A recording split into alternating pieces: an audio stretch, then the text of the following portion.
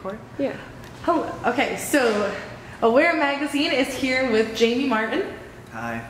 So Jaime is a poet, comedian, and I guess bringer of all things light in the New York City, New Jersey metro area poetry scene. So we just wanted to sit down with him and have him talk about a little bit about what he does and the genre that is nerd poetry. So I guess start out by introducing yourself and telling us a little bit how you got into writing. Okay, hi, I'm Jaime. How I started writing. I actually started writing poetry a really long time ago. I don't know, I'd always been writing poetry. Doing performance stuff didn't start until after college, I think. No, because after college was when I cracked my skull open.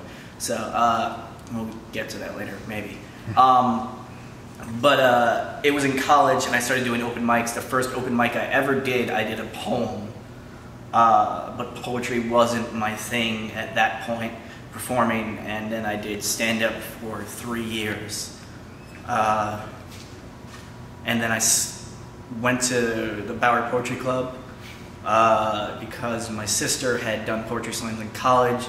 So a lot of the people who were regulars at the Bowery Poetry Club, my sister had slammed with them back when a lot of them were still slamming. To give you an idea, like this was back when people like Taylor and Molly were still actually competing.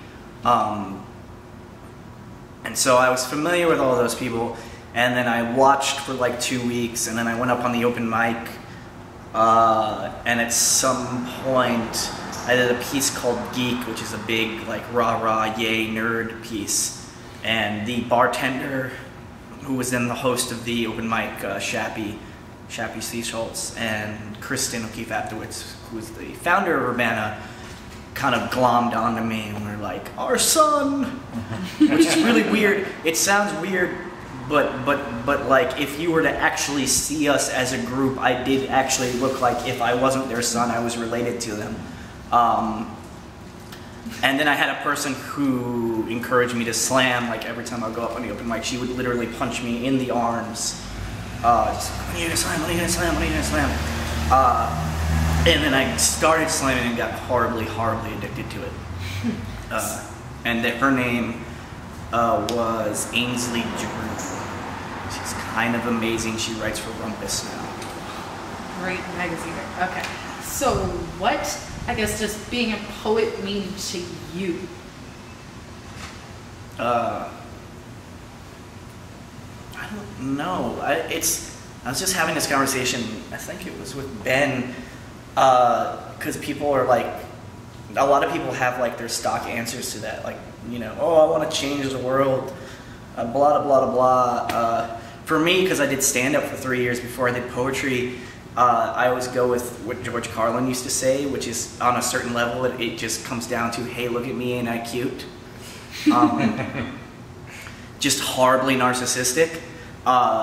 But I think that is any performer, like anyone who gets up on a stage. Even if your goal is, I want my words to change the world, it's like, well, you also want people to pay attention to you.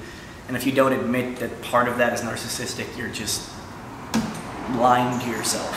Wrote a poem about that actually, called Switchblade Narcissist, about like, just if you don't admit that you're doing this because you want people to like you, you're bullshitting yourself.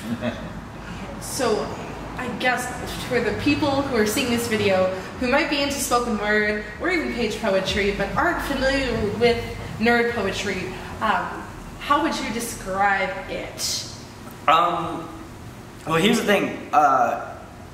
It's making, anytime you make a reference to something that might not be known by everyone,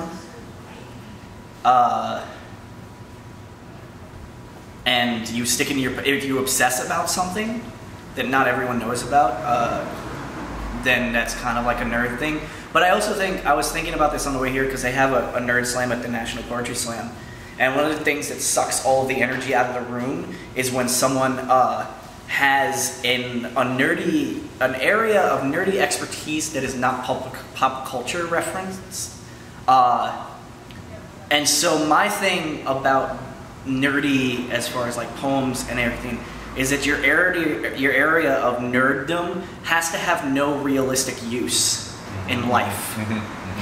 So if your expertise is in like computers or like philosophy, well, philosophy is like one of those iffy ones where it's like, but if you can apply it to something real in life, it's not nerdy, I don't think. I mean, it is, but it's like in that realm of nerdy that is like, oh, what you're nerdy about has a use.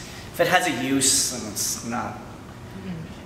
I know one of the characteristics of nerd poetry, or at least it's how it's incarnated now, is the idea of using vulnerability and kind of flipping it on its side, embracing the awkward. I guess, why do you think that works in a genre that's so concerned with bravado and being bold and using a lot of conceit? Like, how do you think nerd poetry survives? It's not, I think that's a misnomer though. I think a lot of the people come across as boisterous and bold and all of that. Much like stand-up comedy, it's coming from severely damaged people. So that might be the thing they project when they're on stage, but it's because when they're not on stage, there are things that are horribly wrong with them. For me, the whole nerd, like, awkward thing is like, was a mechanism for like, I need a way to deal with this, otherwise it will ruin my life. So I write poems about it and talk about it on stage, and by writing poems about it and doing it on stage, I am now able to interact with people and seem like I'm normal. But the point I was trying to make before is this: I don't think that's exclusive to nerd poetry. I think it's, for a lot of people, the process of writing poetry and doing it on stage is a way of like interacting with people on a normal level. Buddy Wakefield has a thing in one of his books, and it's like, the way I get back to, whenever I think I've lost myself, the way I get back to it is I write myself in. And it's so much the answer for me that I want to share it with other people, and that's why I perform when I write, and that's like the basis of it. It's like, yes, this is how I create a semblance of normal, and because I think other people might be entertained or like me because of it, I do it on stage. Okay. How would you describe your aesthetic and your work to someone who's never heard you in 5 words or less?